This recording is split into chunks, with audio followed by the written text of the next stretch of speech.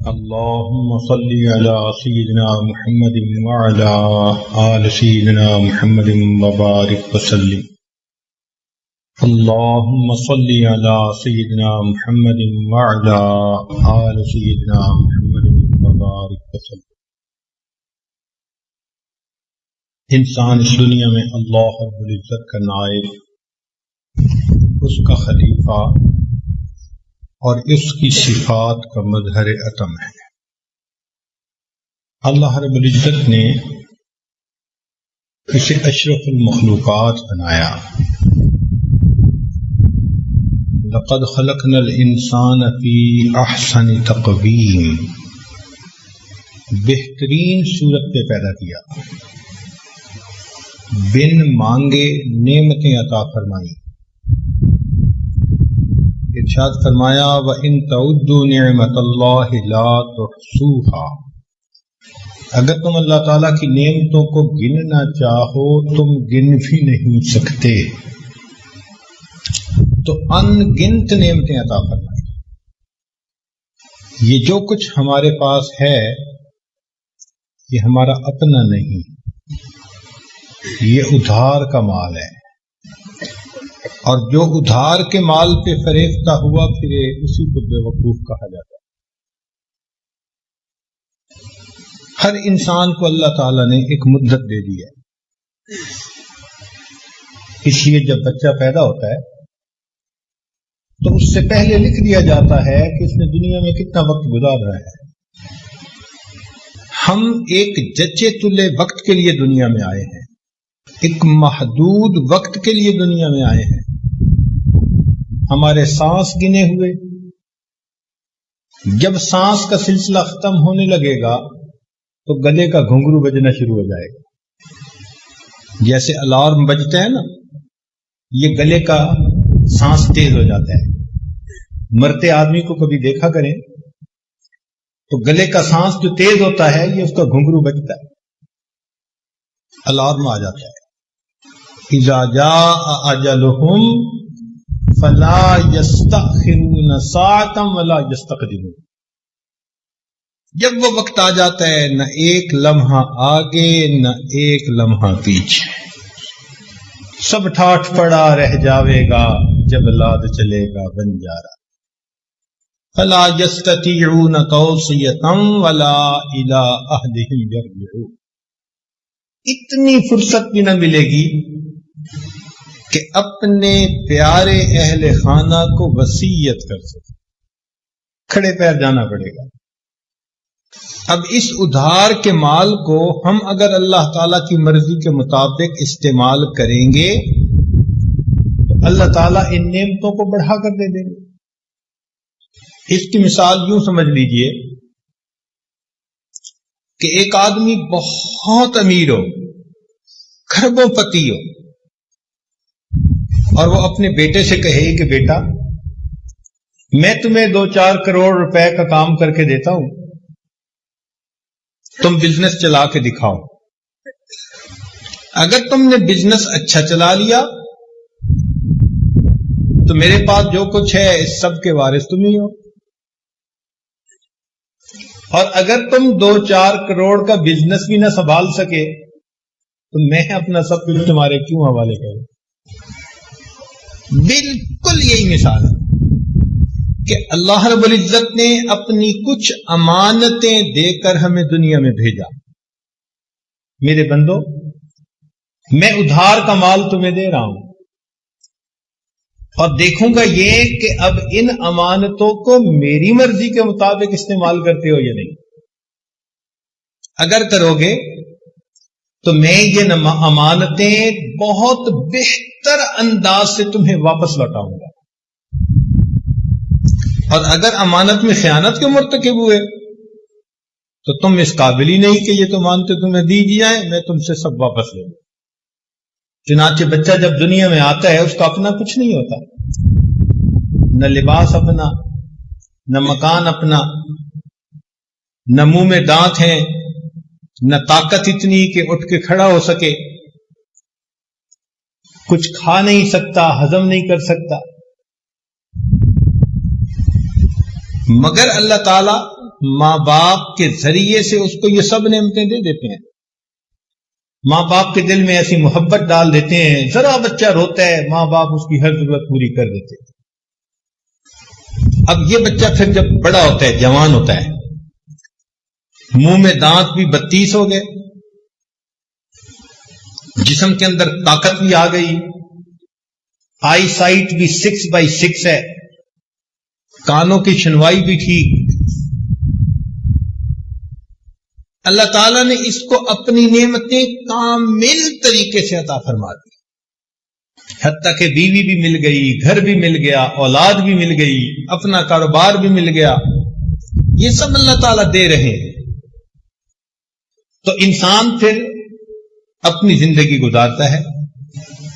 کچھ وقت زندگی گزارنے کے بعد اللہ تعالیٰ یہ نعمتیں آہستہ آہستہ واپس لینی شروع کر دیتے ہیں. پہلے دانت بالکل ٹھیک تھے، اب ایک دانت کے اندر کیویٹی بن گئی، یہ نعمت واپس جا رہی ہے. اب ایک دانت نکلوانا پڑ گیا، نعمت واپس جا رہی ہے. پہلے آواز ٹھیک سنائی دیتی تھی، اب ایک کان میں سے ذرا اونچا سنائی دینے لگا، یہ نعمت واپس جا رہی ہے. پہلے 6/6، اب ریڈنگ گلاسز لگانے پڑ گئے، یہ نعمت واپس جا رہی ہے. پہلے لکڑ ہضم پتھر ہضم، اب ذرا کھانے میں اونچ نیچ ہو تو ہاضمہ ٹھیک کام نہیں کرتا، یہ نعمت واپس جا رہی ہے. پہلے بال کالے تھے، سفید ہونے شروع ہو گئے، نعمت واپس جا رہی ہے. پہلے انسان کام کرتے تھکتا نہیں تھا، اب سانس چڑھ جاتا ہے، نعمت واپس جا رہی ہے. یہ نعمتیں آہستہ آہستہ اللہ تعالیٰ واپس لیتے لیتے ایک وقت آتا ہے کہ انسان پر موت آ جاتی ہے. موت کیا ہے؟ اللہ تعالیٰ کی تمام نعمتیں واپس لے لینے کا دوسرا نام موت. تب نعمتیں اللہ لے لیتے ہیں. نہ آنکھ کام کر رہی ہے، نہ زبان کر رہی ہے، نہ ہاتھ پاؤں کر رہے ہیں، سب نعمتیں چلی گئیں. اب قیامت کے دن اللہ تعالیٰ حساب لیں گے. حساب کا کیا مطلب؟ اللہ تعالیٰ جانچیں گے کہ تم نے ان امانتوں کو ہمارے حکموں کے مطابق استعمال کیا یا من مرضی کرتے پھرے، ہماری ہی نافرمانی میں استعمال کرتے رہے. قیامت کے دن اس کا نام اعمال دیکھیں گے، گواہیاں قائم ہوگی. اگر ثابت ہو گیا کہ یہ نیک بندہ تھا اور اس نے تمام نعمتوں کو اللہ کے حکم کے مطابق استعمال کیا، اللہ تعالیٰ جنت میں بھیجیں گے اور تمام نعمتیں بہتر حالت میں واپس لوٹائیں گے. گھر دیں گے مگر دنیا کی طرح اینٹ گارے کا بنا ہوا نہیں ہوگا، سونے چاندی کی اینٹوں کا اور مشک کا اس کے اندر سیمنٹ استعمال ہوگا. ایک موتی میں سے بنا ہوا، سفید سرخ یاقوت میں سے بنا ہوا گھر، ایسا گھر دیں گے جو کبھی گرے گا نہیں. نہریں ہوں گی، آبشاریں ہوں گی، بہاریں ہوں گی.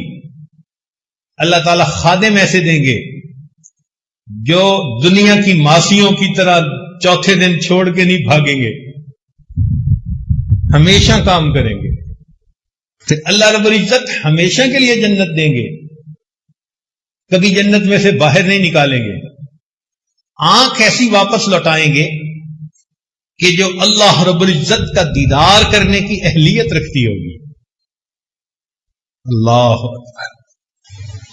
دنیا میں ٹھیک استعمال کیا اپنی آنکھوں کو، آج اس کا بدلہ اتنی بہترین آنکھیں دی گئیں جو انبیاء کا دیدار کر رہی ہیں، جو نبی علیہ الصلوۃ والسلام کا دیدار کر رہی ہیں، جو اللہ رب العزت کا دیدار کر رہی ہیں. وہ آنکھیں عطا کر دی جائیں، وہ کان عطا کریں گے کہ اللہ رب العزت جنت میں قرآن مجید کی تلاوت کریں گے اور ایمان والے اس تلاوت کو سنیں گے. جوانی دی جائے گی جس کے بعد بڑھاپا نہیں آئے گا.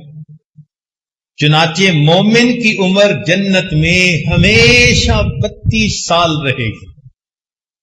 کہ 32 سال کا نوجوان بھرپور نوجوان ہوتا ہے اور عورت کی عمر 18 سال رہے گی، کہ 18 سال کی نوجوان لڑکی اپنے حسن و جمال میں سب سے زیادہ بہترین ہوتی ہے۔ ایسی عمر ہمیشہ رہے گی، من پسند کا حسن دیں گے، ایسا ہاضمہ دیں گے کہ لذت لینے کے لیے کھائیں گے، پیٹ بھرنے کے لیے نہیں کھائیں گے، کھا کھا کے تھک جائیں گے، ایک ڈکار آئے گی، کھانا ہضم ہو جائے گا، پھر دوبارہ کھائیں گے، پکانے کی تکلیف نہیں دیں گے۔ اب جب جی چاہے گا ایک بادل آئے گا، دسترخوان لگے گا، پلیٹیں لگے گی، پکے بھنے ہوئے اس میں کھانے دے دیے جائیں۔ میرے بندو، تمہارا کام فقط انجوائے کرنا ہے۔ تم نے دنیا میں صبر کیا، تم نے دنیا میں امانت میں خیانت نہیں کی، تم نے ان نعمتوں کو ہمارے حکموں کے مطابق استعمال کیا، تم اس بات کے اہل ہو، تمہیں سجتی ہے یہ بات کہ ہم دنیا میں یہ نعمتیں تمہیں اور بہتر بنا کر۔ کیسی وہ جگہ ہوگی؟ حدیث پاک میں آتا ہے کہ ایک جگہ ہوگی، ایمان والے وہاں جائیں گے اور ان کو اپنی من پسند کا حسن عطا کیا جائے گا۔ اللہ اکبر! آج تو جو چہرہ اللہ نے بنا دیا اس کو بدل نہیں نہ سکتے۔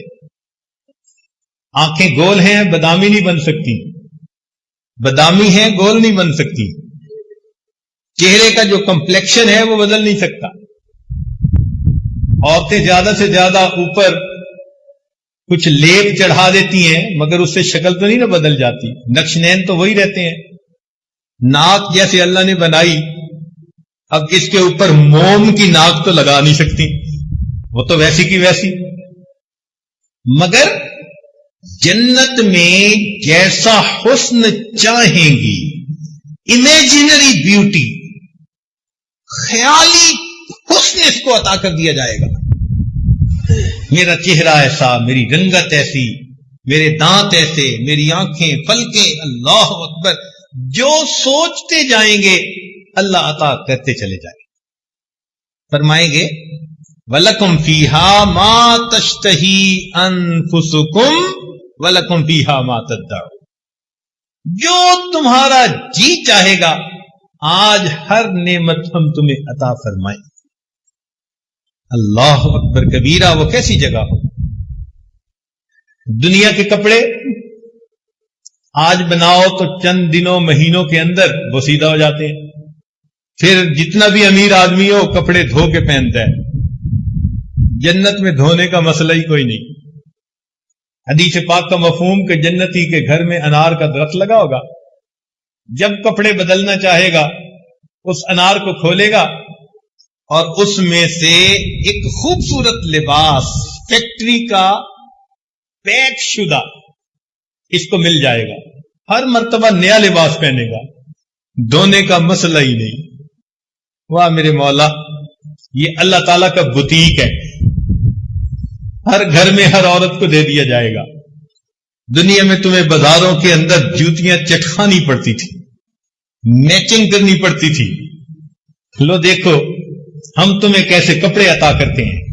حدیث پاک کا مفہوم کہ جنت میں عورت کو ایسے کپڑے پہنائے جائیں گے اس کے ایک کپڑے میں سے 70,000 رنگ جھلک رہے ہوں گے۔ یہ نعمتیں دی جائیں گی۔ کیوں؟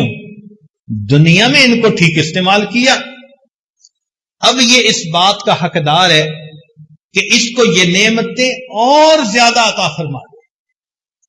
اور اگر قیامت کے دن حساب کے وقت یہ ثابت ہو گیا کہ یہ تو خیانت کرنے والا تھا، یہ تو کرائے کے مال کو مالک کے مکان کے حساب سے استعمال نہیں کرتا تھا، من مرضی سے، اللہ تعالیٰ فرمائیں گے تو اس قابل ہی نہیں، تھوڑی سی نعمتیں دی تو ان کو ہماری نافرمانی میں استعمال کرتا رہا، اب تو جسٹیفائی کر ہی نہیں تھی، ہم تمہیں یہ نعمتیں واپس نہیں دیں گے۔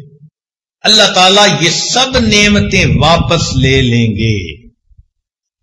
چنانچہ موت کے وقت انسان سے یہ نعمتیں چھینی جاتی ہیں اور قیامت کے دن انسان کو کھڑا کیا جائے گا، اس کے پاس یہ نعمتیں نہیں ہوں گی. سنیے قرآن عظیم الشان. اللہ تعالیٰ فرماتے ہیں وَنَحْشُرُهُمْ يَوْمَ الْقِيَامَةِ عَلَى وُجُوهِهِمْ عُمْيًا وَبُكْمًا وَصُمًّا. اندھے بہرے گونگے اٹھائے جائیں گے, زبان نہیں دی جائے گی. یہ غلط استعمال, جھوٹ بولتا تھا زبان سے, چغلی کھاتا تھا, غیبت کرتا تھا, زبان کی نعمت لے لی جائے گی, آنکھوں کی نعمت لے لی جائے گی. یہ تو غیر کی طرف حسرت بھری نگاہیں اٹھا کے دیکھتا تھا, اس قابل نہیں کہ اس کو آنکھیں ملیں, اندھا کھڑا کریں گے. کانوں کی سنوائی اللہ تعالی سماعت واپس لے لیں گے, اور چہرے کا حسن بھی واپس. وَهُمْ فِيهَا كَالِحُونَ, بالکل کالے چہرے ہوں گے. جنتی یوم تبیض وجوہ, اور جہنمی یوم تسود وجوہ, کالے چہرے. لباس دنیا کا نہیں دیا جائے گا. سرابیلہم من قطران, اللہ اکبر. اللہ تعالیٰ فرماتے ہیں گندھک کا بنا ہوا لباس دیں گے, اتنا بدبودار ہوگا. فقہا نے لکھا ساری دنیا کے انسان, حیوان, چرند پرند اگر مر جائیں اور ان کی لاشیں ایک جگہ پر اکٹھی کریں اور وہ گل سڑ جائیں, اتنی بدبو وہاں نہیں ہوگی اتنی بدبو جہنمی کے کپڑوں میں ہو. آج تو خوشبوئیں لگاتے ہیں نا جی, چھڑکتے ہیں اپنے اوپر. ایسے کپڑے جب پہنائیں گے مجھے تو لگتا ہے دم ہی گھٹ جائے گا. مکان بڑے نہیں دیں گے, کوٹھیوں میں رہنے والے, بڑے مکانوں میں رہنے والے. تو اس مکان میں ہماری نافرمانی کرتا تھا, اب تجھے مکان نہیں ملے گا. مکانن ضیقن, اتنا تنگ مکان ہوگا کہ وہاں رہ نہیں سکے گا. دعوا ہنالک ثبورا, موت مانگے گا. کہا جائے گا لا تدعوا اليوم ثبورا واحدا وادعوا ثبورا کثیرا. ایک موت نہ مانگو, جتنی چاہے موتیں مانگو, تمہاری جان نہیں چھوٹتی. تم اللہ کی امانتوں میں خیانت کر کے آنے والے لوگ ہو, تمہیں مزہ چکھائیں گے. تم کس مالک و ملک کے حکم کو پس پشت ڈالا. موت بھی مانگے گا, موت نہیں آئے گی. اب تو گھبرا کہ یہ کہتے ہیں کہ مر جائیں گے, مر کے بھی چین نہ پایا تو کدھر جائیں گے. دنیا میں کھانے کھاتا تھا, ڈشز ہوتی تھیں, دسترخوان بچھتے تھے, اس کے سامنے مختلف قسم کے سوپ ہیں, پلاؤ ہیں, کھانے کی چیزیں. جہنم میں کھانے کے لیے زقوم دیا جائے گا. یہ اتنا کڑوا کہ اگر انسان صبح کے وقت اس کو اپنے ہونٹوں پہ لگائے تو شام تک کڑواہٹ منہ سے نہ جائے. اور کانٹے بھی ہوتے ہیں, مگر اتنا بھوکا ہوگا کہ اسے کھائے گا. جب کھائے گا تو کانٹے چبھیں گے, نہ اگلتے بنے گی نہ نگلتے بنے گی. پانی مانگے گا تو پینے کے لیے دنیا کی طرح اس کو ہنی کولا نہیں دیا جائے گا, بلکہ وہاں پر جہنمیوں کے زخموں سے جو خون اور پیپ بہے گی اس کو پیالوں کے اندر جمع کر کے پینے کے لیے دیا جائے گا. کہا جائے گا کہ پیو. ولا طعام الا من غسلین لا یاکلہ الا الخاطئون. غسلین کا ترجمہ مفسرین نے یہی کیا کہ خون اور پیپ جو بہے گا نا, آج تو کسی کا زخم ہو تو اس میں پیپ پڑ جائے تو اس کو صاف کرتے ہوئے ڈاکٹر بھی اپنے ناک کو ڈھانپ لیتے ہیں, اتنی بو ہوتی ہے. اس کو پیئیں گے, پیو اسے. آج تو گرمی ہوتی ہے نا تو ٹھنڈے پانی سے نہاتے ہیں، وہاں جہنم کی گرمی ہوگی، یصب من فوق رؤوسہم الحمیم، گرم کھولتا پانی سر پہ ڈالیں گے۔ اس دماغ میں بھس بھرا ہوا تھا، یہ ہمارے غیر کے بارے میں ہر وقت سوچتا رہتا تھا، غیر سے محبت کے دعوے کرتا تھا، میں تمہارے بغیر رہ نہیں سکتا، یہ بولتا تھا۔ آج اس کے دماغ کے اوپر کھولتا پانی ڈالو، یہ لوگوں کے دل دکھاتا تھا۔ اللہ تعالیٰ ایسی جگہ پہنچائیں گے، نار اللہ الموقدہ التی تطلع علی الافئدہ، آگ کی چنگاریاں اٹھیں گی اور گائیڈڈ میزائل کی طرح اس کے دل کو ٹارگٹ بنائیں گی۔ تم لوگوں کے دل دکھاتے تھے، آج تمہارا دل دکھائیں۔ تو موت نام ہے اللہ تعالی کی دی ہوئی ان نعمتوں کے چھن جانے کا۔ دوبارہ نعمتیں ملیں گی جب ہم قیامت کے دن پروو کر سکیں گے کہ مولا ہم نے ان صلاحیتوں کو تیرے دین کے لیے استعمال کیا، تیری محبت میں زندگی گزارتے تھے، تیری یاد میں جیتے تھے، تیرے کعبے کو جبینوں سے بسایا ہم نے، تیرے قرآن کو سینوں سے لگایا ہم۔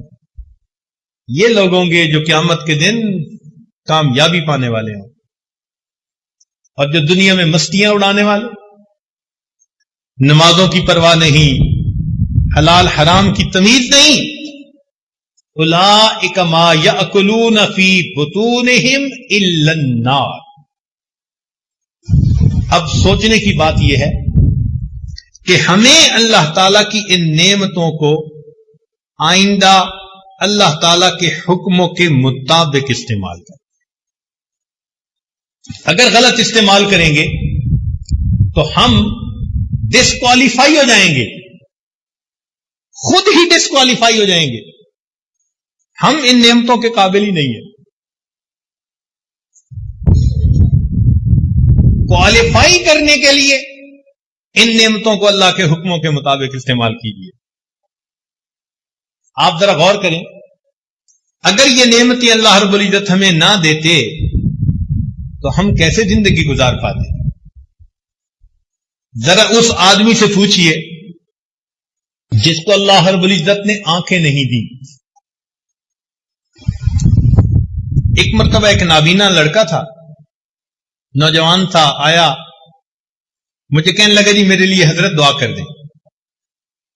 تو ایسے ہی دل میں خیال آیا بھئی یہ نوجوان ہے، کہہ رہا ہے میرے لیے دعا کریں، تو میں پوچھوں تو صحیح کیا دعا کرواتا ہے۔ تو میں نے پوچھا کہ بھئی کیا دعا کریں؟ میرا گمان یہ تھا کہ شاید یہ کہے گا جی کہ میری شادی ہو جائے، لیکن جیسے ہی میں نے پوچھا اس نابینا کی آنکھوں میں آنسو آ گئے۔ مجھے کہنے لگا حضرت ابھی بھی مجھے بتانے کی ضرورت ہے، میں کتنا بدنصیب انسان ہوں کہ جس کو میں ماں اور باپ کہتا ہوں میں زندگی میں کبھی ان کا بھی چہرہ نہیں دیکھ سکا۔ اس نوجوان کے آنسوؤں نے مجھے آنکھوں کی قدر سکھا دی۔ یہ آنکھیں کتنی قیمتی ہیں، قرآن نہیں دیکھ سکتا، بیت اللہ کو نہیں دیکھ سکتا، اللہ والوں کے چہروں کو نہیں دیکھ سکتا۔ ایک نعمت ہے جس سے بندہ محروم۔ اس بندے کو دیکھو جس کی زبان کام نہیں کرتی، گنگا ہوتا ہے، اس کے اندر جذبات ہیں مگر اپنے جذبات کا اظہار نہیں کر سکتا، جس کی سماعت کام نہیں کرتی، وہ اشاروں سے باتیں سمجھتا ہے۔ ہم نے ایک نوجوان کو دیکھا اتنا خوبصورت، لاکھوں میں کوئی ایک، رال ٹپک رہی تھی۔ میں نے پوچھا بھائی خیریت تو ہے؟ کہنے لگے جی کہ اس کا دماغ کام نہیں کرتا۔ میں نے باڈی دیکھی تو حیران ہوا، اللہ لاکھوں میں کسی کو آپ اتنی خوبصورت جسمانیت دیتے ہوں گے، مگر چونکہ دماغ نہیں تھا، منہ سے رال ٹپک رہی تھی اور اسے اپنا ہوش ہی نہیں تھا۔ سوچئے اگر اللہ رب العزت دونوں ہاتھ نہ دیتے تو کیا ہوتا؟ جس کے دونوں ہاتھ نہیں ہوتے، ذرا سوچئے وہ بندہ کھانا کیسے کھاتا ہوگا؟ پانی پینے میں دوسرے کا محتاج، کپڑے پہننے میں دوسرے کا محتاج، سردیوں میں بستر میں سو جائے تو اپنی رضائی کو ٹھیک کرنے میں دوسرے کا محتاج، جسم کی نجاست صاف کرنے میں دوسرے کا محتاج، ناک صاف کرنے میں دوسرے کا محتاج، کان کھجانے میں دوسرے کا محتاج، چہرے دھونے میں دوسرے کا محتاج، اس کی زندگی کیسے گزرتی ہوگی؟ ہم نے اپنی زندگی میں ایک مقتول یدین بندے کو دیکھا، اس دن احساس ہوا اللہ دونوں ہاتھوں کا سلامت رہنا آپ کی کتنی بڑی نعمت ہے۔ اللہ رب العزت نے دونوں پاؤں عطا کر دی۔ جن کے پاؤں نہیں ہوتے، کٹے ہوئے ہوتے ہیں، فالج زدہ ہوتے ہیں، ذرا ان سے ان پاؤں کی قدر و قیمت تو معلوم کر کے دیکھیں کہ یہ تمام نعمتیں اللہ نے بن مانگے عطا فرما دی۔ کیا اس لیے دی کہ ہم اس کے حکموں کی نافرمانی کریں؟ نہیں، ہرگز نہیں۔ آنکھیں دی، قرآن بھی دیا، میری کتاب کو دیکھو گے اور اس سے پڑھو گے۔ پاؤں دیے تو مسجد بھی بنوا دی، ان پاؤں سے چل کے میرے گھر کی طرف جاؤ گے۔ زبان دی تو دین کی دعوت کا حکم بھی دے دیا، اپنی زبان سے میرے بندوں کو میری طرف بلاؤ گے۔ تو کیا ہم یہ تمام نعمتیں اللہ رب العزت کی مرضی کے مطابق استعمال کر رہے ہیں؟ آج ہم اس بات کو بیٹھ کر سوچیں، یا خواہشات کے پیچھے بھاگتے پھر رہے ہیں، وقتی لذتوں کی خاطر، وقتی مزوں کی خاطر اپنے مالک کو ناراض کرتے پھر رہے ہیں۔ بچے کو بھی کہے نا کہ بھائی تمہیں آئس کریم لے کر دیں گے مگر تھپڑ لگائیں گے، تو بچہ بھی ڈیل نہیں کرتا۔ ہم بچے سے بھی گئے گزرے کہ دنیا کی ان آئس کریموں اور ٹافیوں کے پیچھے ہم اللہ کے عذاب کو اپنے اوپر لازم کر لیتے۔ یہ جو نیلی پیلی چل رہی ہوتی ہیں غیر محرم، یہ بھی تو ٹافیاں ہی ہیں نا بچوں والی، ان کی طرف جو نظر اٹھی تو ہم نے اپنے آپ کو جہنم کی عذاب کو مستحق بنا لیا۔ اسی کو کہتے ہیں لمحوں نے خطائیں کی، صدیوں نے سزا پائی۔ لمحوں نے خطائیں کی، صدیوں نے سزا پائی۔ اللہ رب العزت نے ہر انسان کو نفس عطا فرمایا، اس نفس کے اندر خیر بھی ڈال دی اور شر بھی ڈال دیا۔ چنانچہ علماء نے لکھا ہے کہ نفس کے 3 مرتبے ہیں۔ ایک ہے نفس امارہ، یہ سرکش نفس ہے جو انسان کو ہر وقت اللہ تعالی کی نافرمانی اور بغاوت کے اوپر اکساتا رہتا ہے۔ ان النفس لامارۃ بالسوء الا ما رحم ربی، یہ شیطان کا ساتھی، یہ شیطان کا ایجنٹ ہے۔ جو شیطان ہمارے دل و دماغ میں ڈالتا ہے، یہ نفس اس کو پورا کرنے کے لیے ہمیں ورغلاتا ہے۔ یہ ہمارا اندر کا دشمن، کہتے ہیں نا گھر کا بھیدی لنکا ڈھائے، یہ ہمارے گھر کا بھیدی ہے، یہ لنکا ڈھا دکھاتا ہے۔ ایک ہوتا ہے نفس لوامہ، گناہ تو کر بیٹھا پھر افسوس بھی کرتا ہے، مجھے ایسا نہیں کرنا چاہیے تھا، شرمندگی بھی ہوتی ہے، ندامت بھی ہوتی ہے، حسرت بھی ہوتی ہے، افسوس بھی ہوتا ہے، یہ نفس لوامہ۔ اور ایک نفس مطمئنہ، نفس مطمئنہ وہ نفس ہوتا ہے کہ جس کو اللہ کی فرما برداری ہی میں راحت ملتی ہے، وہ ہر وقت اللہ کی رضا جوئی کے لیے کمر بستہ ہوتا ہے، وہ اللہ تعالیٰ کی نافرمانی کے بارے میں سوچتا ہی نہیں، اللہ کی رضا والی زندگی کے لیے ہر وقت قدم بڑھاتا ہے۔ اس کو نفس مطمئنہ کہا جاتا ہے۔ یہ نفس مطمئنہ جن کو نصیب ہو جائے تو ان لوگوں کی زندگی شریعت کے مطابق زندگی ہوتی ہے۔ یہ اپنے اعضاء کی امانت کو اللہ تعالی کے حکموں کے مطابق استعمال کرتے ہیں۔ یہ وہ لوگ ہیں جو صحیح معنوں میں انسان ہیں. جیسے ایک مشہور واقعہ ہے، ایک نوجوان نہر کے کنارے جا رہا تھا. اس نے پانی کے اندر ایک سیب بہتا دیکھا. بھوک لگی ہوئی تھی، آگے بڑھ کر سیب اس نے کھا لیا. جب پیٹ میں کچھ پہنچ گیا، اب بات سمجھ میں آئی کہ یہ سیب میرا تو نہیں تھا، تو کسی اور کی ملکیت، اور میں نے تو بغیر اجازت کے کھا لیا. لہذا اب مجھے چاہیے کہ میں اس کے مالک کے پاس جاؤں، یا قیمت ادا کروں یا معافی مانگ لوں. چنانچہ اس نے پانی کے اپوزٹ ڈائریکشن میں اپ سٹریم چلنا شروع کر دیا. آگے جا کر اس کو سیب کے باغات نظر آئے، ٹہنیاں نہر تک آئی ہوئی تھیں. اس نے سوچ لیا کہ یہاں سے سیب گرا اور میں نے کھایا. باغ کے مالک کے پاس گیا، کہنے لگا میں فقیر آدمی ہوں، میرے پاس پیسے تو نہیں کہ دے سکوں، تو آپ برائے مہربانی مجھے یہ حق معاف کر دیں. انہوں نے کہا میں تو معاف نہیں کرتا. اچھا بھائی جتنا مانگتے ہیں لے لیں. اس نے کہا ٹھیک ہے، میں ایک شرط لگاتا ہوں، اس کو پورا کر دو، میں معاف کر دوں گا. کیا شرط؟ میری ایک بیٹی ہے، آنکھوں سے اندھی، کانوں سے بہری، زبان سے گنگی، ہاتھ پاؤں سے لنگڑی لولی، یوں سمجھو زندہ لاش ہے. اس سے نکاح کرو اور اس کے ساتھ زندگی گزارو. نوجوان حیران، عجیب آزمائش میں مبتلا ہو گیا. پھر اس نے سوچا کہ دنیا میں ایسی زندہ لاش کے ساتھ زندگی گزارنا آسان، قیامت کے دن اللہ کے سامنے جواب دہ ہونا یہ مشکل کام. دن طے ہو گیا، نکاح ہو گیا. جب بیوی کے پاس گیا تو دیکھا کہ وہ صحیح سالم خوبصورت ہنستی بولتی نوجوان لڑکی. اگلے دن سسر سے ملاقات ہوئی. اس نے کہا بتاؤ بھائی کہ آپ نے مہمان کو کیسے پایا؟ کہنے لگا جی کہ آپ نے تو کہا تھا کہ وہ گھنگی ہے، بہری ہے، اندھی ہے، لولی لنگڑی ہے.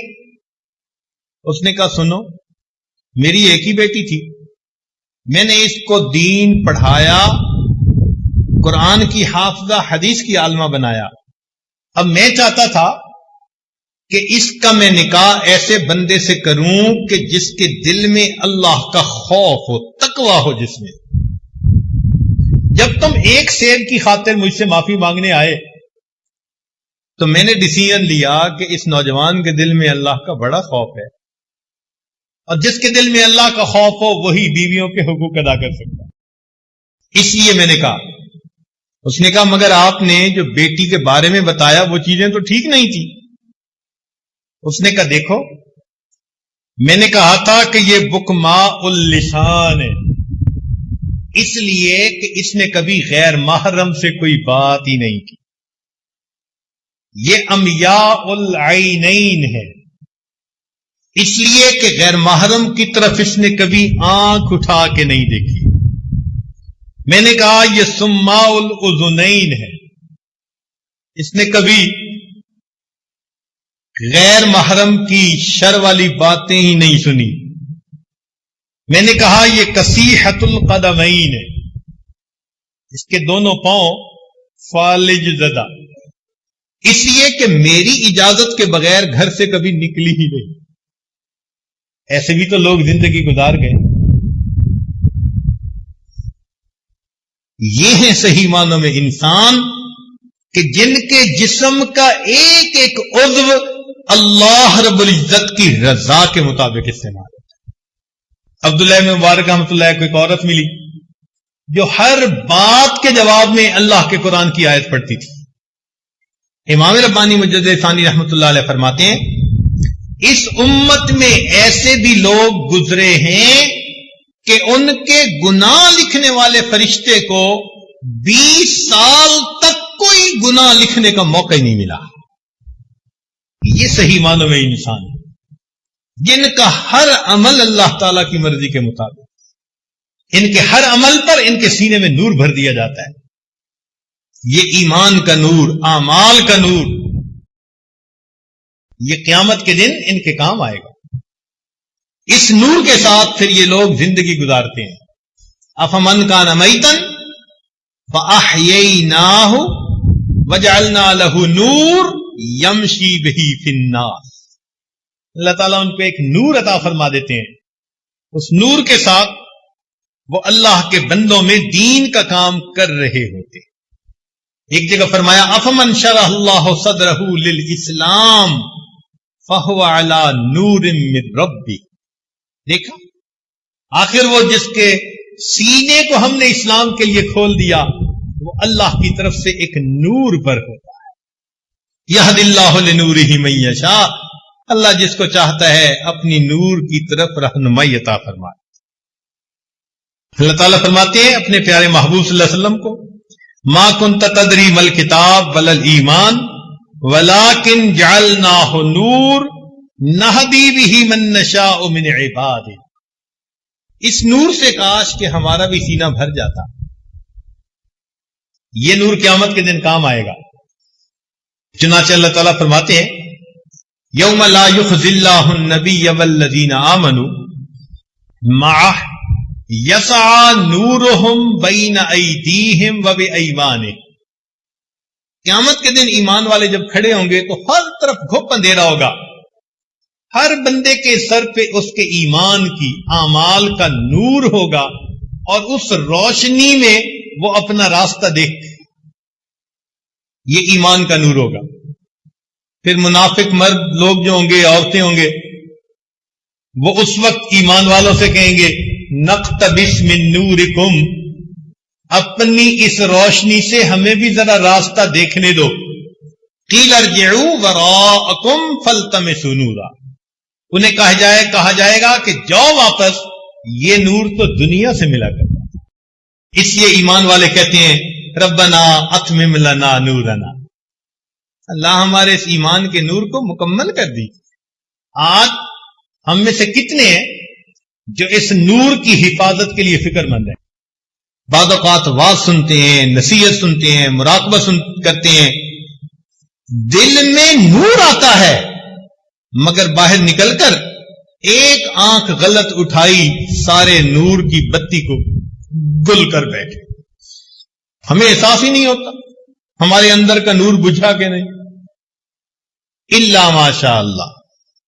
تو ہمیں اگر اس کی فکر لگ جائے تو ہم نافرمانی کرتے ہوئے ڈریں کہ ایسا نہ ہو کہ میرے اندر کی جلی ہوئی بتی ہی بجھ جائے.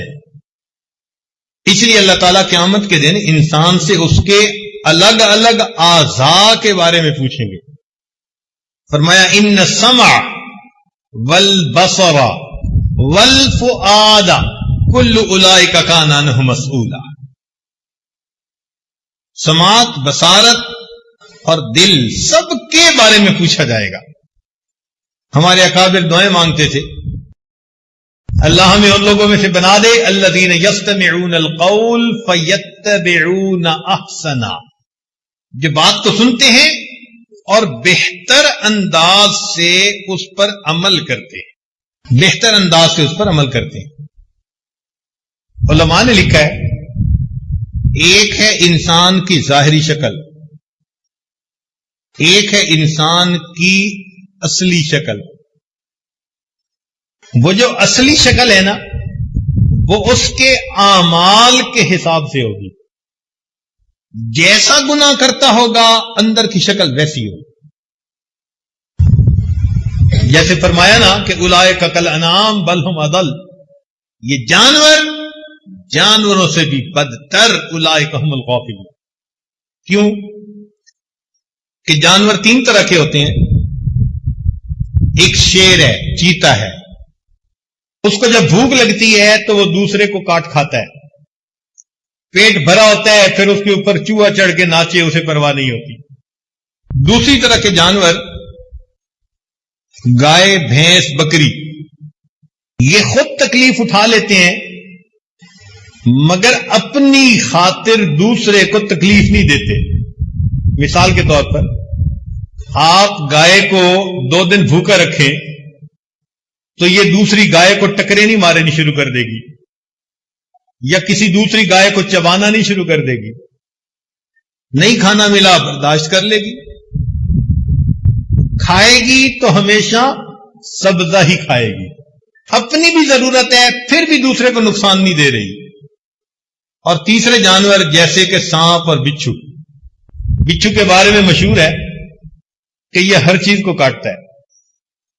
آپ ذرا اس کو کبھی غور سے دیکھیں، یہ دیوار کے ساتھ ہوگا تو دیوار کو ڈنگ مارنے کی کوشش کرے گا، چارپائی کے ساتھ ہوگا تو اس کے پائے کو ڈنگ مارے گا، یہ جس چیز کے قریب ہوتا ہے اسی کو ڈنگ لگاتا ہے۔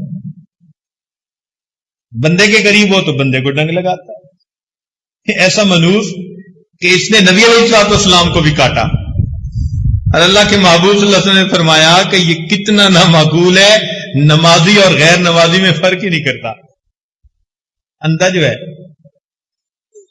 بچھو کی آنکھیں نہیں ہوتی اور سانپ کے پاؤں نہیں ہوتے۔ اب بتائیں کہ بچھو جب کاٹتا ہے کسی کو تو کون سا اس کو بھوک اتر جاتی ہے یا اس کی پیاس بجھ جاتی ہے؟ اس کو کوئی فائدہ نہیں ہوتا، مگر دوسرے کو تڑپا دیتا ہے۔ یہ جانوروں میں سے سب سے بدترین قسم کا جاندار۔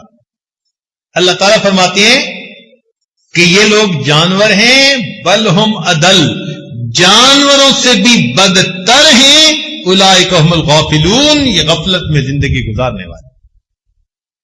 انسان جب بگڑتا ہے تو جانوروں سے بھی پرے پار ہو جاتا ہے، سنورتا ہے تو فرشتوں کو بھی پیچھے چھوڑ جاتا ہے، بگڑتا ہے تو جانوروں سے بھی پرے پار ہو جاتا ہے۔ حضرت اکبر ثانوی رحمۃ اللہ نے لکھا ہے کہ جیسے یہ اعمال بندہ کرتا ہے، اس کی باطنی شکل بالکل اسی حیوان کی مانند ہوتی ہے۔ چنانچہ اگر ایک آدمی کے اندر حرص ہے تو اس کی باطنی شکل کتے کی مانند ہوتی ہے، اس لیے کہ کتا حریص ہوتا ہے۔ کہیں بیل مرا پڑا ہو اور کتا پہنچ جائے تو وہ اس بیل پہ دوسرے کتے کو نہیں آنے دے گا، حالانکہ یہ 1 مہینہ کھاتا رہے تو بیل کو نہیں کھا سکتا، مگر حرص اتنی ہے کہ یہ دوسرے کو جمع نہیں ہونے دیتا اپنے ساتھ۔ تو جو بندہ حریص ہو باطن میں اس کی شکل کتے کی مانند، جو بندہ جانتا ہو پھر عمل نہ کرے اس کی شکل گدھے کی مانند۔ کمثل الحمار یحمل اسفارا، اللہ تعالیٰ نے بتلا دیا کہ گدھے ہیں جن کے اوپر کتابیں لادی ہوئی، بوجھ لاد دیا، تو بے عمل انسان گدھے کی مانند۔ اور فرمایا کہ جو بے حیا ہوتا ہے وہ انسان باطنی طور پر سور کی مانند، اس لیے کہ سور ایک بے حیا جانور ہے۔ اور جو مکار ہوتا ہے تو باطن میں اس کی شکل بندر کی مانند، بندر میں بڑی عیاری ہوتی ہے۔ قوم یہود نے بھی عیاری کی تھی نا، اللہ تعالیٰ نے یوم سبت میں مچھلیوں کا شکار منع کر دیا، انہوں نے دریا کے کناروں پہ گڑے بنا لیے، مچھلیوں کو گڑے میں لے لیتے اور دوسرے دن پکڑ لیتے۔ انہوں نے اللہ کے حکم کو مسخ کر دیا۔ اللہ نے جواب میں فرمایا قلنا لہم کونوا قردۃ خاسئین، ہو جاؤ پھٹکارے ہوئے بندر۔ یہ باطن کی شکلیں ہیں جو اعمال کی طرح ہیں۔ اب اللہ جانے کہ ہماری باطن کی شکل کیا ہے۔ ظاہر کو تو سجا کے آپ بیٹھتے ہیں نا مسجد میں، تیل لگا لیا، خوشبوئیں لگا لی، نہا دھو لیا، مگر یہ تو چہرہ ہم نے سجا لیا نا۔ جس کو دنیا دیکھتی ہے وہ چہرہ جسے پروردگار دیکھتے ہیں وہ پتہ نہیں انسان والا ہے یا حیوان والا۔ حضرت شاہ ولی محدث دہلوی رحمۃ اللہ کے والد کا نام تھا عبد الرحیم رحمۃ اللہ علیہ، بہت بزرگ بندے تھے۔ تو ان کے دور میں دہلی میں ایک مجذوبہ عورت تھی، مگر وہ ایسے کھلے عام پھرتی تھی، نہ چہرہ ڈھانپتی تھی نہ سر ڈھانپتی تھی، اس کو لوگ منع بھی کرتے تھے، وہ سنتی نہیں تھی کسی کی، لوگ کہتے تھے پاگل ہے، بے وقوف ہے، دیوانی ہے، چھوڑو پرے۔ بڑی مدت کے بعد ایک جگہ وہ کھڑی تھی کہ شاہ ولی اللہ محدث دہلوی رحمۃ اللہ کے والد ادھر سے گزر پڑے، جیسے اس عورت نے دیکھا وہ بھاگی، اور کسی کی اس نے چادر اٹھائی اور اپنے آپ کو چادر میں لپیٹ لیا، چھپ گئی چادر میں۔ جب وہ چلے گئے تو یہ پھر اسی طرح چادر سے نکل کے باہر آ گئے۔ لوگوں نے کہا حیا کر، کہ اس بندے کو جاتے دیکھ کے تو بڑے لپٹ گئی اور اب پھر رہی ہے۔ اس مجذوبہ نے کہا کہ مجھے میرے پروردگار نے انسانوں سے پردہ کرنے کا حکم دیا، بڑی مدت کے بعد آج انسان دیکھا، یہ جو بازار میں ہے کتے بلے خنزیر، ان سے میں کیا پردہ کروں؟ بالکل یہی واقعہ حضرت شاہ عبد العزیز رحمۃ اللہ علیہ کے ساتھ پیش آیا۔ یہ حضرت شاہ ولی اللہ محدث دہلوی رحمۃ اللہ علیہ کے جانشین ان کے بیٹے تھے، بہت بڑے عالم تھے۔ چنانچہ آخری عمر میں گھر میں مسجد ایک بنائی ہوئی تھی جس کو مسجد بیت کہتے ہیں، وہیں پر جماعت سے نماز پڑھ لیتے تھے۔ جمعہ کی نماز کے لیے جامع مسجد دہلی میں جا کے نماز پڑھتے تھے۔ اب جو مریدین ان کے دل مچلتے ہیں کہ ہم اپنے شیخ کا دیدار کریں، وہ پورا ہفتہ تڑپتے اور بیچارے جمعہ کے دن آ جاتے وقت سے پہلے، اور حضرت نے گھر سے مسجد میں جانا ہوتا تھا، اس راستے میں دونوں طرف کھڑے ہو جاتے۔ حضرت جمعہ پڑھنے کے لیے نکلتے تو ایک بڑے میاں بڈھے صاحب ساتھ ہوتے جو خادم تھے آپ کے، اور حضرت جیسے ہی نکلتے سر پہ ایک رومال ڈال لیتے۔ اس رومال کی وجہ سے وہ کھڑے ہوئے لوگوں کو درشن بھی نصیب نہ ہوتا۔ وہ بڑے مایوس ہوتے کہ ہفتے کا ایک دن اتنا انتظار اور محبوب گزر بھی گئی، مگر انہوں نے اپنے چہرے کو رومال سے ہی چھپا لیا۔ تو کسی نے ان کے ایک خادم بڑے میاں کو کہہ دیا، تو وہ بڈھے صاحب جو تھے وہ کہنے لگے حضرت یہ بھی عجیب بات ہے، ایک تو ہفتے کے بعد گھر سے نکلیں اور اگر لوگ انتظار میں کھڑے ہوئے تو چہرے کو رومال سے چھپاویں۔ تو جب اس نے یہ پوچھا نا تو حضرت نے اپنا رومال اس بڈھے کے سر پر ڈال دیا۔ کہتے ہیں جیسے سر پہ ڈالا وہ چیخ اٹھا، حضرت نے رومال ہٹا لیا۔ لوگوں نے پوچھا تجھے کیا ہوا؟ کہنے لگا جیسے ہی میرے سر پر رومال ڈالا گیا مجھے یوں لگا کہ بازار انسانوں سے نہیں بلکہ جانوروں سے بھرا ہوا۔ شاہ صاحب نے پھر اسے بات سمجھائی کہ دیکھو میں جب باہر نکلتا ہوں مجھے ان کی اصلی شکلیں نظر آتی ہیں کشف کی نظر میں، اس کو میں نہیں دیکھنا چاہتا، اس لیے میں اپنے رومال کو درمیان میں آڑ بنا لیتا ہوں۔ ہو بہو اسی قسم کا واقعہ حضرت مولانا احمد علی لاہوری رحمۃ اللہ کے ساتھ پیش آیا۔ وہ اپنے درس قرآن میں سنایا کرتے تھے، فرماتے تھے کہ میں ایک دفعہ بازار میں جا رہا تھا، ایک مجذوب ملا، مجھے دیکھ کر پوچھتا ہے احمد علی انسان کہاں بستے ہیں؟ میں نے دیکھا بازار بھرا ہوا، میں نے کہا حضرت یہ انسان ہی تو ہیں۔ جیسے ہی میں نے کہا انہوں نے ایک بڑی عجیب سی نظر مجمع پہ ڈال کے کہا کہ یہ سب انسان ہیں۔ وہ کہتے ہیں کہ جب انہوں نے کہا نا یہ سب انسان ہیں تو اس بات کا میرے دل پر ایسا اثر ہوا کہ مجھے بازار کتے بلے خنزیر کے ساتھ بھرا ہوا لگا۔ جب میری کیفیت ختم ہوئی تو وہ اللہ والے جا چکے تھے۔ حضرت اپنے درس قرآن میں حضرت لاہوری رحمۃ اللہ یہ واقعہ سناتے اور یہ واقعہ سنا کر پھر فرماتے تھے کہ لوگوں مالک تو سب کا ایک، مالک تو سب کا ایک، مالک کا کوئی ایک، مالک تو سب کا ایک، مالک کا کوئی ایک، ہزاروں میں نہ ملے گا لاکھوں میں کوئی دیکھ۔ تو معلوم نہیں اندر کی شکل کیا بنا لی ہم نے، لیکن آج ہم اگر سچی توبہ کر لیں تو ہم پھر انسان والی شکل میں آ سکتے ہیں۔ جسم کے اعضاء کو اللہ رب العزت کے حکموں کے مطابق استعمال کرنا شروع کر دیں۔ چنانچہ قیامت کے دن انسان کے گناہوں پر 8 گواہ ہوں گے، مختصر طور پر 4 گواہ کہہ دیتے ہیں، لیکن اگر تفصیل اس کی میں جائیں تو قیامت کے دن ہر انسان کے گناہ پر کتنے گواہ ہوں گے؟ 8 گناہ ہوں گے۔ گواہوں کے نام بھی گنوا دیں یا آگے چلیں؟ سنیے گناہوں کے نام کیا کیا، ان گواہوں کے نام کیا ہیں اور ان کی تفصیل کیا ہے۔ سب سے پہلے قیامت کے دن انسان کے گناہوں پر گواہ انسان کا وقت، زمان۔ حدیث پاک میں آتا ہے ینادی کل یوم انا یوم جدید وانا فیما تعمل فی شہید، میں تمہارے اوپر ایک نیا دن آیا ہوں اور اس دن میں تم جو اعمال کرو گے میں قیامت کے دن ان اعمال کی گواہی دوں گا۔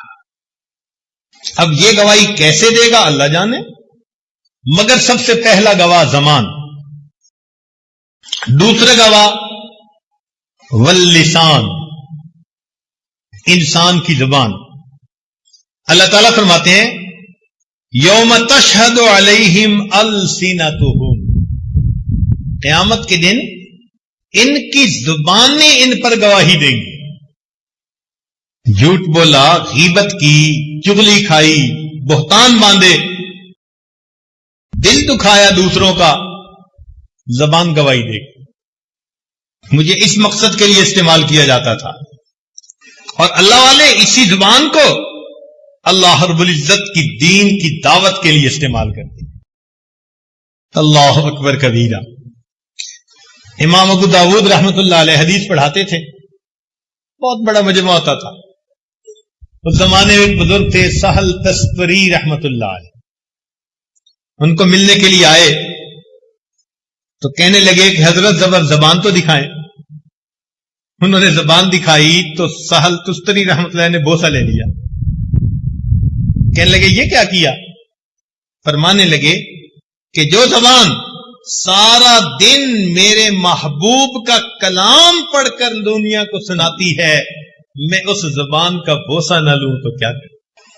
حدیث پاک میں آتا ہے کہ بندہ نیک اعمال کرتے کرتے کرتے جنت کے بالکل قریب پہنچ جاتا ہے، لیکن اس کی زبان سے ایک ایسا کلمہ نکل جاتا ہے، اس کلمے کی وجہ سے اللہ اس کو کھینچ کر اونڈے منہ جہنم میں ڈال دیتے ہیں۔ زبان کے ایک فکرے کی وجہ سے جہنم میں ڈال دیتے ہیں۔ ہمارے نزدیک اہمیت نہیں نا زبان کی، اللہ کے ہاں تو بہت ہے۔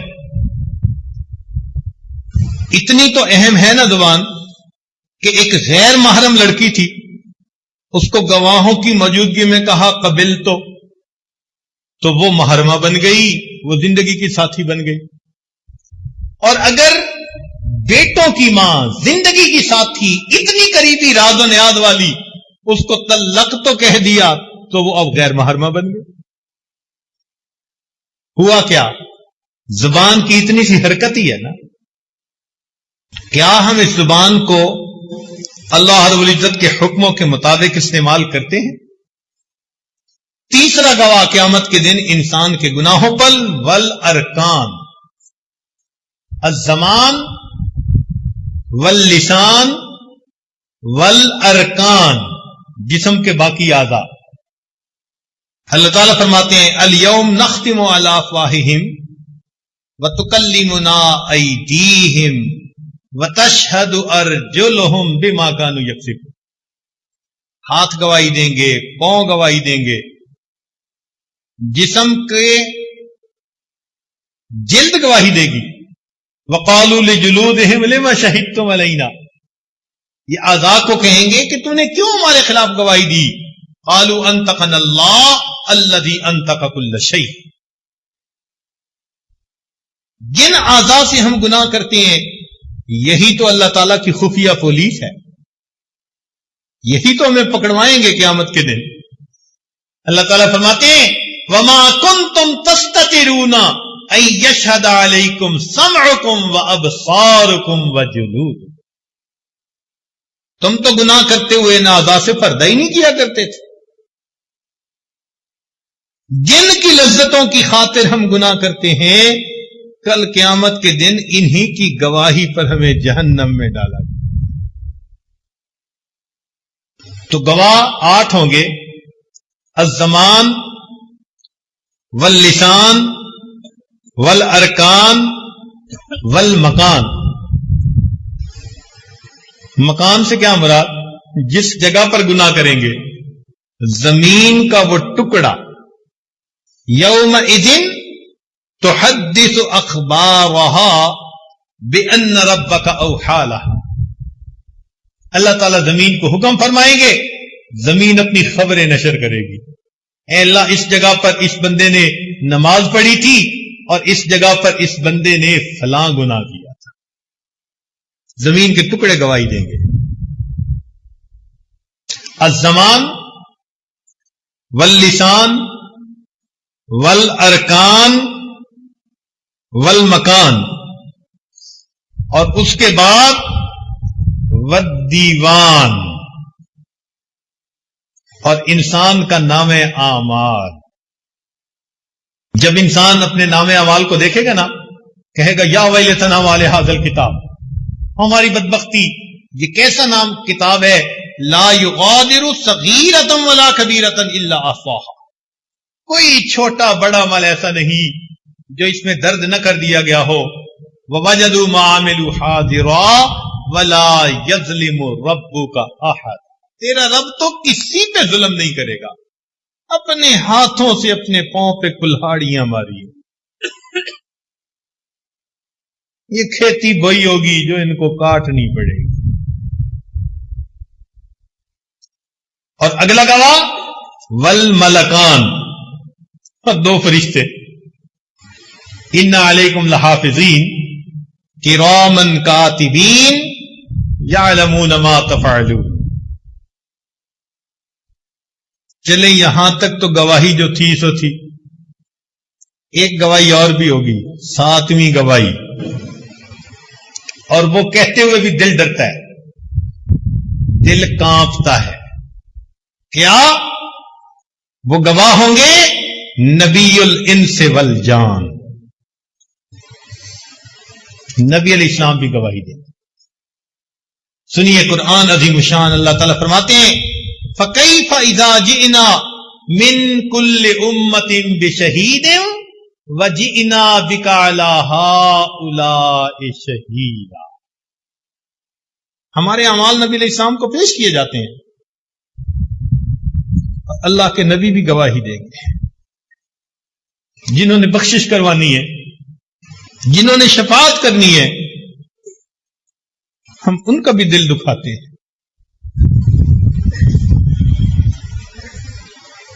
ایک شاعر نے کوئی اچھے اشعار لکھے، تو ایران کا ایک آدمی تھا، اس کو پسند آئے. وہ شاعر سے ملنے کے لیے آیا، سمجھا کہ یہ کوئی بڑا اللہ والا ہوگا. جب آ کے دیکھا تو وہ بیٹھا اپنی داڑھی کو مونڈ رہا تھا. تو اس بندے نے دیکھا تو اس نے ایک آہ بھری. تو شاعر اسے کہنے لگا کہ کیوں تم ٹھنڈی آہ بھر رہے ہو؟ میں اپنی داڑھی کو تراش رہا ہوں، کسی کے دل کو تو نہیں تراش رہا. اس نے کہا خدا کے بندے، تو کسی عام بندے کے دل کو نہیں تراش رہا، تو میرے محبوب صلی اللہ علیہ وسلم کے دل کو تراش رہا. ایسی دل پر بات بیٹھی، سچی توبہ کر کے کہنے لگا جزاک اللہ کہ چشمم باز کر دی، مرابا جانے جان ہمراز کر دی. تجھے اللہ جزا دے کہ تو نے میری آنکھیں کھول دی اور تو نے مجھے میرے جان جان سے ملا دیا. تو یہ جو گناہ ہم کرتے ہیں نا، اللہ رب العزت کے محبوب کو پیش کیے جاتے ہیں، اعمال پیش ہوتے ہیں. اللہ کے محبوب کیا سوچتے ہوں گے، انہوں نے میرے تہجد کے آنسوؤں کی کوئی قدر نہیں. میں ان کی خاطر راتوں کو روتا تھا، اللہ سے مانگتا تھا. کلمہ پڑھنے والے، میری محبت کے دعوے کرنے والے، یہ تنہائیوں میں شیطان کے ساتھی بنتے ہیں، اللہ رب العزت کے حکموں کی نافرمانی کرتے ہیں۔ ہمیں توبہ کرنی چاہیے۔ ہم نے آج تک اللہ کے محبوب صلی اللہ علیہ وسلم کو کتنی اذیت پہنچائی۔ اور 8واں گواہ جس کو کہتے ہوئے اور زیادہ ڈر لگتا ہے، 7 گواہ الزمان واللسان والارکان والملکان والمکان والدیوان اور نبی الانس والجان اور آخری گواہ الرحمن۔ اللہ رب العزت خود بھی گواہ ہو۔ سنیے قرآن عظیم شان، اللہ تعالیٰ ارشاد فرماتے ہیں وَلَا تَعْمَلُونَ مِنْ عَمَلٍ إِلَّا كُنَّا عَلَيْكُمْ شُهُودًا۔ تم جو بھی عمل کرتے ہو ہم تمہارے اوپر گواہ ہوتے ہیں۔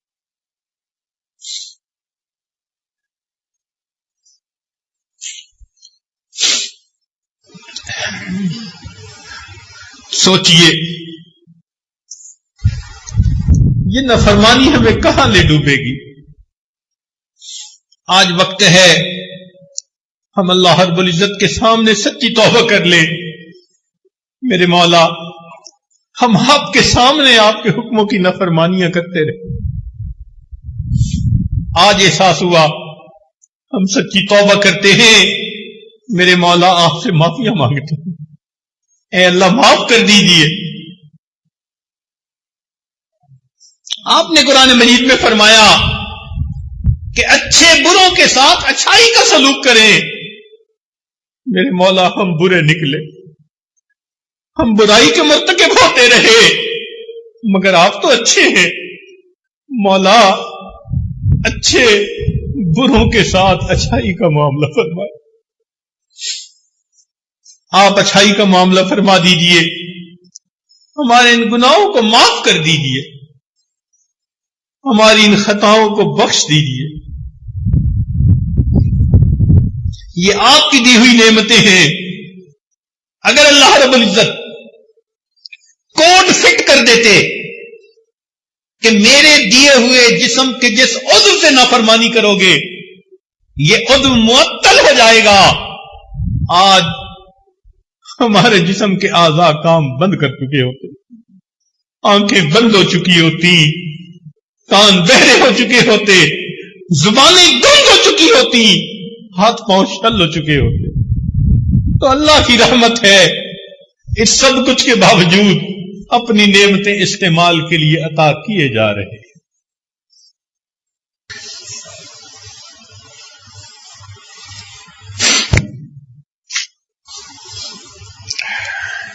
تو ہمیں چاہیے کہ ہم اپنے گناہوں سے سچی توبہ کر کے آئندہ گناہ کے موقعوں سے بچنے کی کوشش کریں۔ توجہ فرمائیے، گناہ سے بچنے کی نہیں، گناہ کے موقعوں سے بچنے کی کوشش کیجیے، اور اللہ تعالی سے دعا مانگے، اے اللہ غم حیات کے سائے محیط نہ کرنا، کسی غریب کے دل کو غریب نہ کرنا، میں امتحان کے قابل نہیں میرے مولا، مجھے گناہ کا موقع نصیب نہ کرنا۔ اے اللہ گناہ کے موقع سے مجھے بچا لے، میں آزمائش کے قابل نہیں، میں امتحان کے قابل نہیں۔ پھسلنے والے ہیں، گرنے والے ہیں، میرے مولا ہمیں گرنے پھسلنے سے بچا لیجیے۔ ہمارے اکابر گناہ کے موقع سے کتنا ڈرتے تھے، اللہ اکبر کبیرہ، حیران ہو جاتے ہیں۔ ابو ہریرہ رضی اللہ تعالیٰ عنہ، جنہوں نے نبی علیہ السلام کی سب سے زیادہ احادیث کی روایت کی، عالم تھے، اللہ اکبر، محبوب کی دعا تھی ان کے لیے، وہ دعا مانگتے تھے اپنے بڑھاپے میں، بال سفید، جسم نحیف ہو گیا، کمزور ہو گیا، دعا کیا مانگتے تھے؟ اللہم انی اعوذ بکا من ان ازنی و اسرک، اے اللہ میں آپ کی پناہ مانگتا ہوں کہ میں زنا کروں یا چوری کروں۔ بڑھاپے میں یہ دعا مانگتے تھے۔ قیل لہو، انہیں کہا گیا کبر سنک، آپ کی اتنی بڑھاپے کی عمر ہو گئی، وانت صاحب رسول اللہ، اور آپ رسول اللہ صلی اللہ علیہ وسلم کے صحابی ہیں، اتخاف علی نفسک، کیا آپ اپنے نفس سے اب بھی ڈرتے ہیں؟ من الزنا والسرقہ، آپ زنا کر لیں گے یا چوری کر بیٹھیں گے؟ قال، انہوں نے جواب میں فرمایا کیف آمن علی نفسی، میں اپنے نفس پر کیسے بھروسہ کر سکتا ہوں، وابلیس حی، جبکہ شیطان ابھی زندہ ہے، شیطان زندہ ہے، میں اپنے نفس پہ کیسے بھروسہ کروں؟ یہ ہمارے اکابر کا حال تھا، اتنا وہ ڈرتے اور گھبراتے تھے۔ کیف آمن علی نفسی وابلیس حی، شیطان زندہ ہے، میں اپنے نفس کے اوپر کیسے بھروسہ کر سکتا؟ اسی لیے یہ وہ لوگ تھے کہ جن کے اعضاء اللہ رب العزت کی فرما برداری میں استعمال ہوتے تھے، ان کے دل نور سے بھرے ہوتے تھے، اللہ کی محبت سے ان کے دل لبریز ہوتے تھے۔ اسی لیے وہ ایک نوجوان کا واقعہ جو مالک ابن دینار رحمت اللہ علیہ کے سامنے مینا کے میدان میں اپنے آپ کو اللہ کے حضور پیش کرتا ہے، اور پیش کرتے ہوئے کیا کہتے ہیں؟ اللہ، سب لوگ جانور قربان کریں گے، میں فقیر ہوں، اتنے پیسے نہیں کہ میں جانور خرید کے قربان کروں، اے اللہ ہذہ نفسی یا ربی فتقبلھا منی، میری جان حاضر ہے، قبول کر لے، یہ کہہ کر کلمہ پڑھا اور اپنی جان آفری کے سپرد کر۔ یہ وہ لوگ ہوتے ہیں جو اللہ رب العزت سے اتنی محبت کرنے والے۔ اس لیے سیدنا عمار ابن یاسر اللہ عنہ فرمایا کرتے تھے، اے اللہ اگر مجھے معلوم ہوتا کہ اس پہاڑ سے گرانے پر آپ راضی ہو جائیں گے تو میں اپنے آپ کو پہاڑ سے گرا دیتا، اگر میں جانتا آگ میں کود جانے پر آپ راضی ہو جائیں گے میں آگ میں چھلانگ لگا دیتا، اللہ اگر میں جانتا سمندر میں گر پڑنے پر آپ راضی ہو جائیں گے تو میں سمندر میں بھی جو ہے وہ چھلانگ لگا دیتا۔ اے اللہ انی ارید وجہک، میں تو فقط آپ کی رضا چاہتا ہوں اور اسی رضا کے لیے زندگی گزار رہا۔ ہم اللہ رب العزت کی رضا کے لیے زندگی گزاریں۔ چنانچہ ابو العباس میں نطا فرماتے ہیں کہ میں جنید بغدادی کو ملنے گیا اور ان کے اوپر آخری وقت تھا، میں نے جا کے سلام کر دیا۔ اب سلام کا جواب دینا بھی واجب ہوتا ہے، تو کہتے ہیں کہ میں نے دیکھا کہ انہوں نے تھوڑے توقف سے مجھے جواب دیا اور پھر کہنے لگے کہ میں ورد میں مشغول تھا، اس لیے جواب دینے میں مجھے ذرا دیر ہوئی، بس اتنا کہہ کر خود اپنا چہرہ قبلے کی طرف کر لیا، کلمہ پڑھا اور میری آنکھوں کے سامنے ان کی روح پرواز کر گئی۔ آخری وقت تک ان کی یہ حالت ہوتی ہے۔ پیر ننھے میاں بھوپالی، ان کی بیٹی کا نام حفصہ تھا، ان پر آخری وقت کی کیفیت تھی تو وہ یکسوئی سے لیٹے ہوئے تھے، 3 سال کی بچی ان کے پاس آئی، ساتھ لیٹ گئی، ابو نے بات نہ کی تو سینے پہ چڑھ گئی، اب ابو کی آنکھیں کھولتی ہے، ابو باتیں کرو، ابو بات نہیں کرتے، تو چھوٹی بچی خفا ہو گئی، دوسرے کمرے میں جا کے رونے لگ گئی۔ ماں نے پوچھا بیٹی کیوں روتی ہو؟ کہنے لگی کہ ابو نے مجھ سے بولنا چھوڑ دیا اور میں نے ابو سے کاٹی کر لی، میں ابو سے نہیں بولتی۔ وہ اسے پیار کر کے لے آئی، چلو آؤ میں تمہاری ابو سے سلو کروا دیتی۔ اس نے لا کے بچی کو قریب بٹھایا اور اپنے میاں سے کہا کہ دیکھیں بچی آپ سے روٹھ گئی ہے، آپ حفصہ کو پلیز منا لیں۔ تو جب یہ الفاظ کہے انہوں نے آنکھ کھولی اور پوچھنے لگے کون سی حفصہ اور کیسی حفصہ؟ ہم نے تو اپنے یار کو منا لیا، لا الہ الا اللہ محمد الرسول اللہ کلمہ پڑھا اور ان کی روح پرواز کریں گے۔ جنہوں نے اللہ کی فرما برداری کی ہوتی ہے وہ پھر آخری وقت میں کہتے ہیں کون سی حفصہ اور کیسی حفصہ، ہم نے اپنے یار کو منا لیا۔ کاش کہ ہم بھی اپنے یار کو منا لیتے، اپنے پروردگار کو منا لیتے۔ اس کا طریقہ یہی ہے کہ زندگی میں جو گناہ اب تک کر چکے ان گناہوں کی اپنے اللہ سے معافی مانگے۔ وہ بڑا کریم پروردگار ہے، جو بندہ بھی گناہوں سے معافی مانگتا ہے اللہ رب العزت گناہوں کو معاف فرما دیتا۔ اس لیے شاعر نے کہا اے اللہ کیف ادعوک وانا عاصٍ، کیسے دعا مانگوں میں تو بڑا گناہگار ہوں۔ اور پھر کہا وکیف لا ادعوک وانت کریم، اللہ میں کیسے دعا نہ مانگوں جبکہ آپ اتنے کریم۔ اس لیے کہنے والے نے کہا وفدت علی کریم بغیر زاد، میں کریم کے دروازے پہ آیا ہوں سامان سفر پاس نہیں۔ من الاعمال والقلب السلیم، نہ اعمال ہے نہ سمرا ہوا دل ہے۔ وفدت علی الکریم بغیر زاد من الاعمال والقلب السلیم، فإن الزاد اقبح من كل شيء اذا كان الوفود على الكريم۔ اللہ کسی کریم کی دعوت میں جائیں اور گھر سے اپنا کھانا ساتھ لے کر جائیں تو وہ ناراض ہوتا ہے۔ اللہ آپ کریم ہیں، سامان سفر نہیں لا سکے لیکن اتنی دل میں امید ضرور ہے کہ کریم کے دروازے پہ آئے ہیں۔